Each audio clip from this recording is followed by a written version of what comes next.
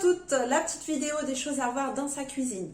Alors, je n'ai pas de sponsor de marque, hein, c'est juste des marques que j'affectionne et que j'utilise régulièrement. Donc, hier, je vous avais dit que la crème de soja et la crème de coco viendront remplacer la crème fraîche. En plus, on va jouer sur les épices, le curry, le curcuma, le paprika, le gingembre, voilà, pour permettre à des plats tout simples de devenir très sympas sans pour autant rentrer dans une grande cuisine. En matière grasse, on va avoir ce beurre riche en oméga 3. Celui-ci est que tartinable, il y en a certains aussi qui permettent la cuisson. Il est très intéressant, il est à base de végétaux, riche en oméga 3, anti-inflammatoire. Dès le matin sur les tartines, il n'y a pas de souci. Après, nous allons avoir le ghee, c'est du beurre clarifié, c'est-à-dire qu'on a enlevé la protéine de lait de ce beurre.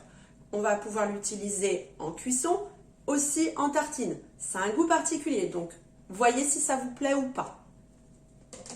Après, on va avoir la traditionnelle huile de coco.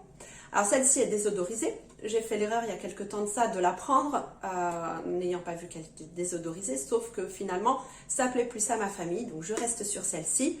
Elle a un goût neutre, donc pour celles qui n'aiment pas trop le goût de coco, elle est intéressante. On peut faire avec les fameuses frites de patates douces au four parce qu'elle peut monter à forte température. Après, on va voir ce sel qui est très intéressant.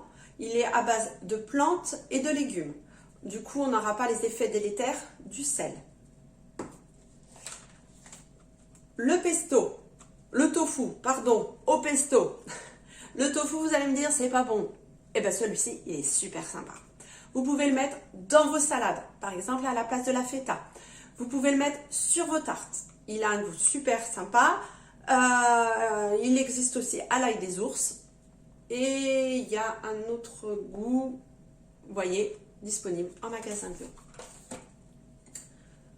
Vinaigre de cidre pour les vinaigrettes. Très intéressant. Antioxydant. Il permet aussi de réguler la glycémie. Il a des vertus aussi au niveau, on peut l'utiliser en cosmétique, il y a beaucoup de recettes avec le vinaigre de cidre, mais voilà, nous on va l'utiliser déjà en vinaigrette. Justement dans la vinaigrette, il y a l'huile d'olive, la traditionnelle huile d'olive, et on pourra aussi y rajouter de l'huile de cameline. On va faire 2 cuillères d'huile d'olive pour une huile de cameline. La cameline est riche en oméga 3. Moi je la mets aussi le matin, je ne sais pas si vous avez vu dans ma préparation, avec le yaourt et la banane, voilà, pour avoir une petite cuillère déjà d'oméga 3 dès le matin. Elle se conserve au froid et ne se fait surtout pas chauffer. Après, on va voir la purée d'amandes. Alors la mienne, elle est un petit peu marron parce que j'en ai fait de la pâte à tartiner pour mes enfants. Dedans, j'y ai rajouté une demi-tablette de chocolat noir. Donc, ça permet de remplacer la pâte à tartiner. C'est beaucoup plus sain. Mais pour vous, mesdames, juste en purée d'amandes à tartiner, c'est très bien.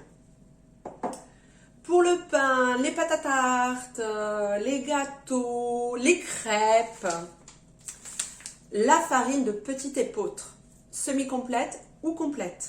Voilà, une farine à utiliser, ça sera celle-ci en priorité, très intéressante pour tout ça.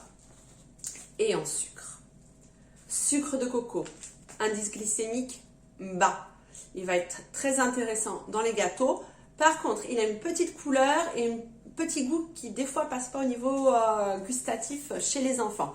Du coup, on va le coupler avec l'érythritol qui est un édulcorant sain, riche en minéraux et en vitamines.